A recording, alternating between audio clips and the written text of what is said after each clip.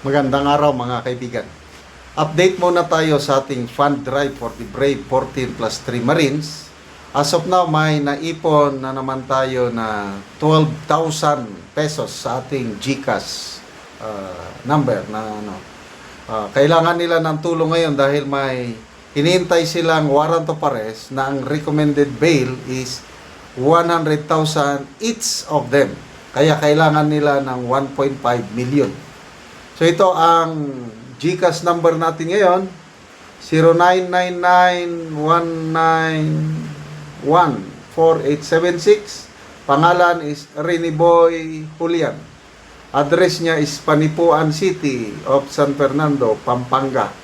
Pwede na rin kayong magpadala sa Sendwave,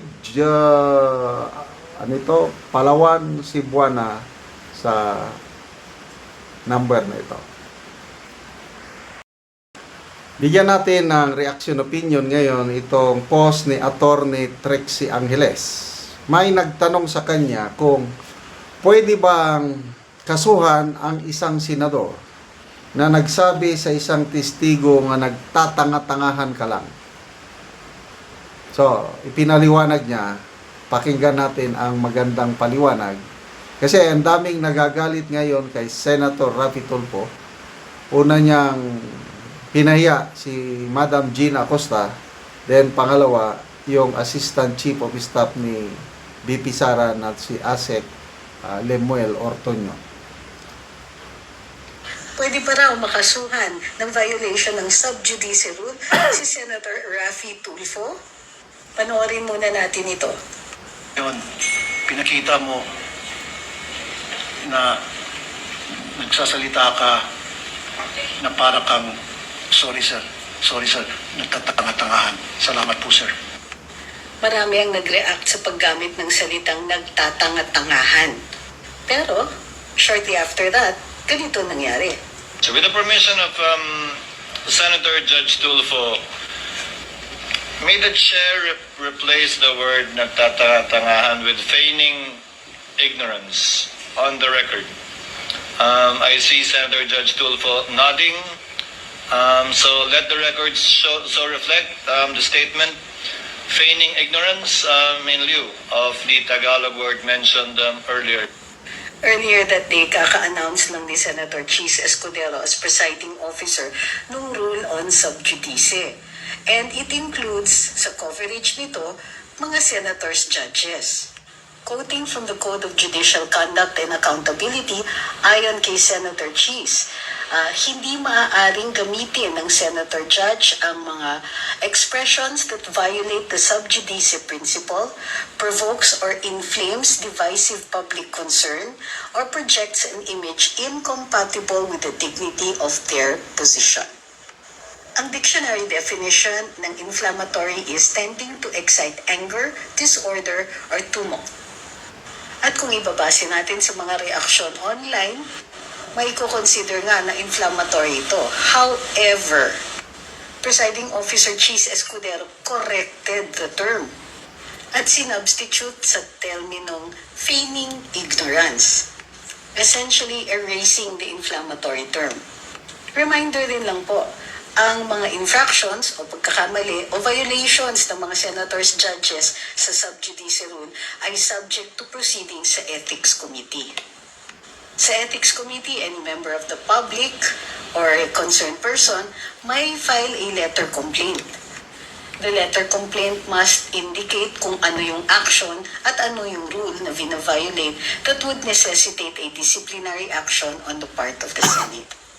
So, sa katanungan na pwede bang makasuhan si Senator Raffy Tulfo for his use of the term nagtatanga-tangahan on a witness, well, you could file a case, but it might not be likely na mapaparusahan siya. Ito ang Luminous. Follow for more. Yan. Salamat sa paglilinaw, Attorney Trixie Angeles. And salamat kay Presiding Officer Escudero. Mabilis yung reaksyon niya na correct kaagad.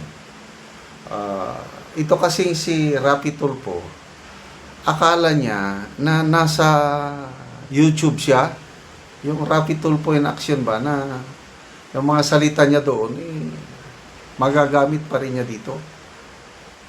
Oh, di ba kawawa si Madam Gina Acosta yung sinabi niyang stupid ka? Pwede ba yun? To me, it's not. Kaya nagalit si retired Brigadier General De Leon dito sa magkapatid na Tulfo. Sabi niya, mga magkapatid na tulpong ito nagpapakalat ng kabobohan sa ating bansa. So, yes, pwedeng magsampa ng kaso sa Ethics Committee, but I believe walang magsasampa. Kasi si Asek Lemuel Ortonio, nagsalita na siya. Nailabas niya na yung importante yun, yung para wala ka nang kikim-kimin sa dibdib. Kaya, Your Honor, I take offense on what you have said. Sabi niya. Sumagot naman then, sa palagay ko, kay Asek Ortonio, okay na yun. Kasi kung may magsampa man, dapat siya.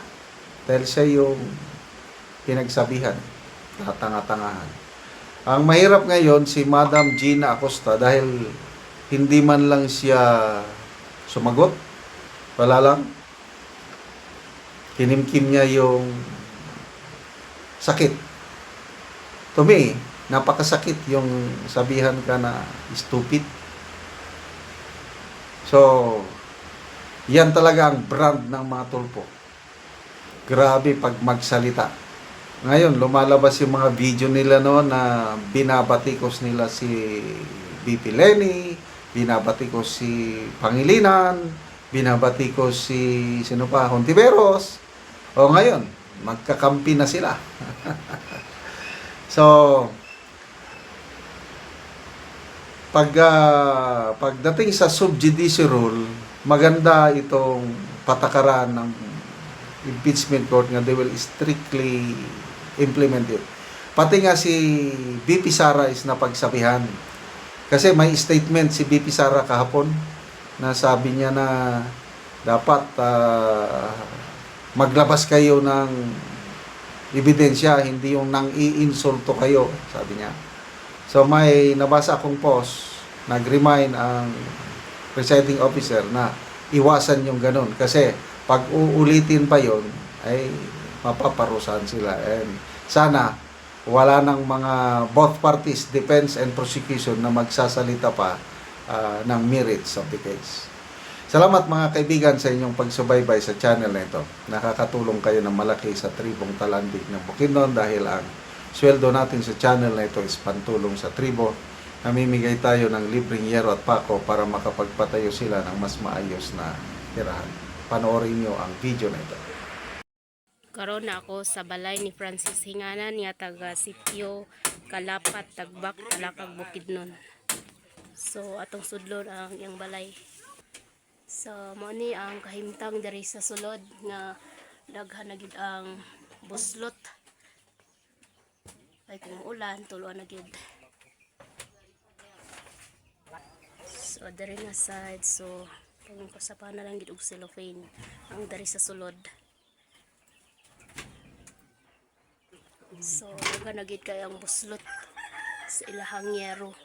So, kapila nagid ni makabalhin ang ilang atop. O mo niyang natag sa ilahang napulo nga yero, gijis. So, naiplinsin isa.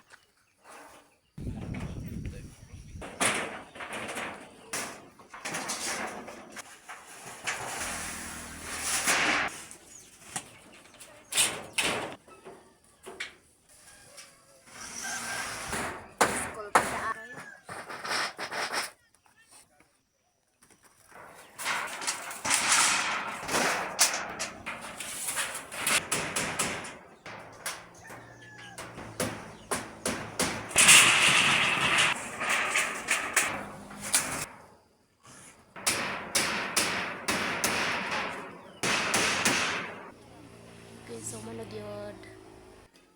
Okay, so napulihan na gyud ang yero. So managyod og puli ang ilang atop.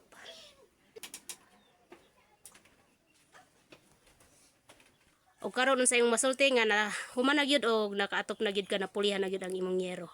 Salamat kay sa Ginoo nga na tagaan gyud ko sa akong yero nga kung gipan. Oo, so pila na dayto ka tuig? Napulo na to. So napulo na. So unsay imong panginabuhian? Mag-uuma lang. Umara kita. Okay, so mag-uuma lang ka. So salamat ka kay natagaan kag yero og napulihan gyud ang imong atop. So salamat kaayo.